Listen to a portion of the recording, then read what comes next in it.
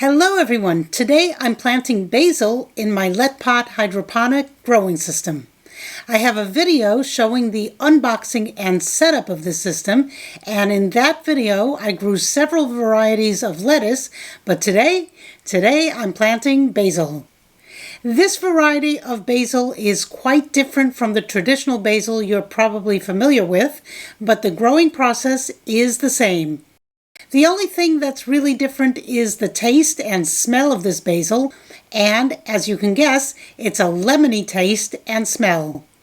This basil gives fish and pesto a nice, zesty, lemony taste, much different than the Italian basil you're used to. Okay, so no matter what you're growing, you need to add hydroponic nutrient solution to the water and then add the water to the reservoir. This reservoir holds 5.5 liters of water, and the lead pot comes with its own nutrients, part A and part B, so I poured a capful of part A and a capful of part B into a 3-liter container of water. This is filtered water from my reverse osmosis water system, and each capful of nutrient solution is 15 milliliters. You're supposed to add 5 milliliters per 1 liter. Pour the water in until the reservoir is full, and there's a max line marking to tell you when it's full. There's also a tube with a float inside to tell you the water level, or you can check the old-fashioned way by lifting the lid. The water should at least come to the bottom of the net cups so that it will keep the pods wet. These are the pods they give you with the lead pot system, and you can buy refills or make your own from rock wool. Here you can see me putting these spongy things into the net cups. I set up 4 of them, 2 on each side, since the basil will take over this planter, so 4 plants is probably a good guess as to how many to set up.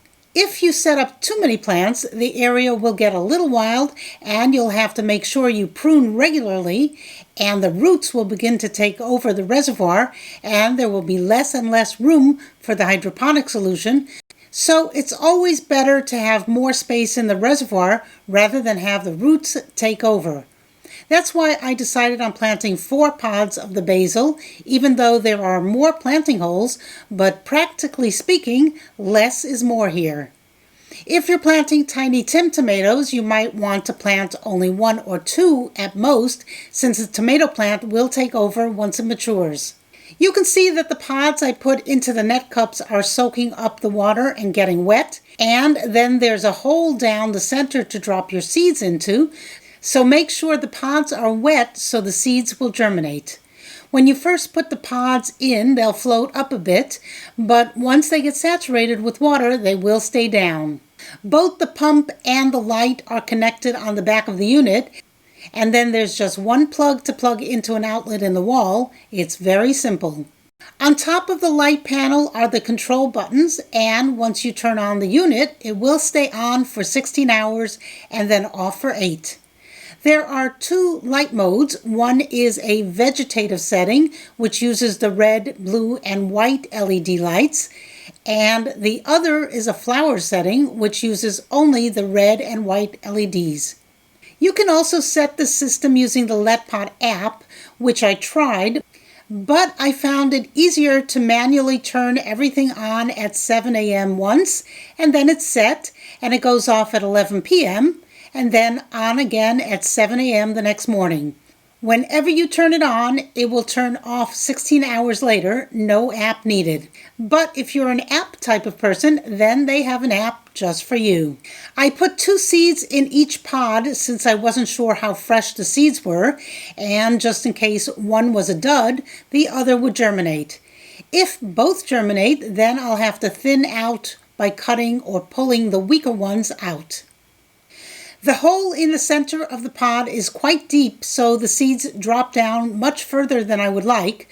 When I use the rock wool, the seeds are almost on top, with just a bit of the rock wool covering them, but here the seeds are quite far down, and what happens is that even though the seeds germinate, I won't see that as quickly since the germination is taking place deep in the pod. If the seeds germinated higher up near the surface, then you can see it sooner. So have a little patience and give your seeds an extra day or two until the seedlings emerge. Once I planted all the seeds in their pods, I put these caps on them. These are humidity domes, and it's a good idea to use them until the seeds germinate and you start to see seedlings peeking out. I use the extra caps to cover the empty holes where I didn't plant anything, just to keep stuff from falling into the water below. Ideally, these holes should have covers to keep the light from filtering through the water as well.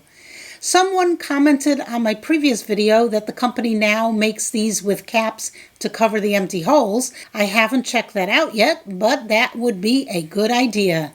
Okay, today is the very next day, and you can see under the caps something is happening.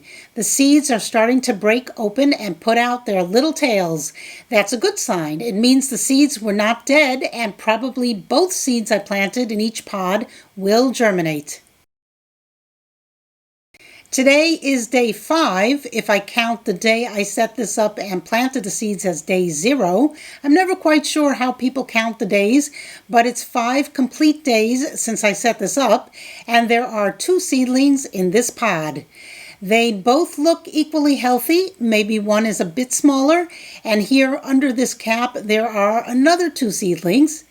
And here we have nothing much happening. And in this one, about the same. So that's interesting. The 2 pods on the left each have 2 seedlings, but the pods on the right are still trying to come to life and haven't gotten there yet. Interesting. Okay, it's the next day, day 6, and these seeds on the right have still not shown any life. I'm not sure what's happening with them, but meanwhile the seedlings in the pods on the left look happy and healthy and full of potential life. Today is day 18, and the seeds on the right never germinated. So at day 10, I replanted the seeds, and here you can see they have germinated and are doing okay, but the seedlings on the left are obviously in much better shape. You can see 1 seedling in each pod on the left, and that's because I thinned out the extra seedlings. You really don't want to crowd out the pod by having 2 sharing the same space, so thinning out the weaker one gives the stronger one a better chance. They were both healthy looking, so I just chose one randomly to thin out. Today is day 32, and you can see the basil on the left is growing nicely, and even the basil on the right, which is about 10 days behind the plants on the left, they're also doing quite well. I can actually start to prune the plants on the left, and this way they will grow bushier, and checking the water level, we can see some of the roots in there. And if I lift the lid, I can see more roots. I don't know why, but looking at roots gives me some strange sort of pleasure, right? Okay, so now I'm going to go ahead and trim the basil plants on the left using a scissor. I'm going to pick a spot just above a set of leaves and cut there. Then the plant will not grow higher from where I cut it, but rather branch out more from the leaves below where I cut it. And then the plant will grow more sideways rather than taller. I wish you could smell these leaves. They smell lemony, a delicious lemony smell.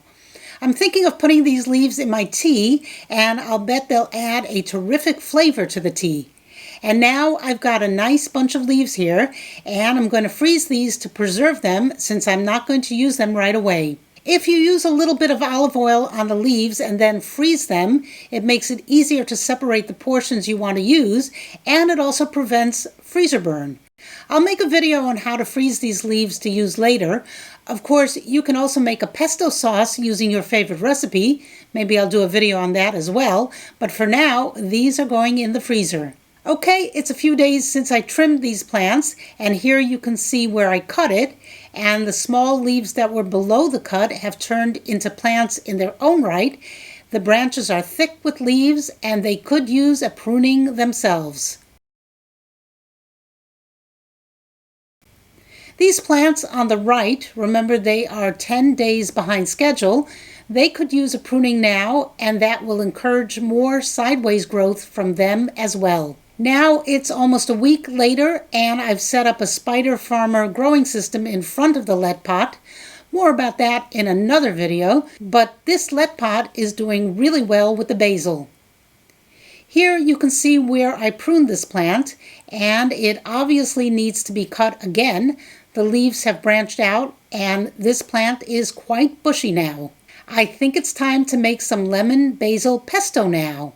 But if you grow this plant just for the fragrance, you won't be disappointed. Rub the leaf and give it a smell. It's really a delicious smell, if you like smelling lemons, which I do. Now it's day 40 and it's time to give these plants a nice haircut so they can produce even more basil, and also so I can use this beautiful harvest. But I'm not really ready to use it, so it's going to go into the freezer to use later.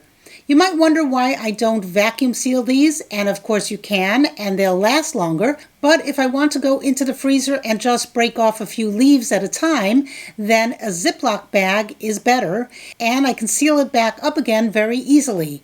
So I'm going to massage these leaves with some olive oil and get them into a Ziploc bag in the freezer for when I have more time to make the pesto. I hope you enjoyed this video on growing hydroponic lemon basil. Thanks for watching. Bye.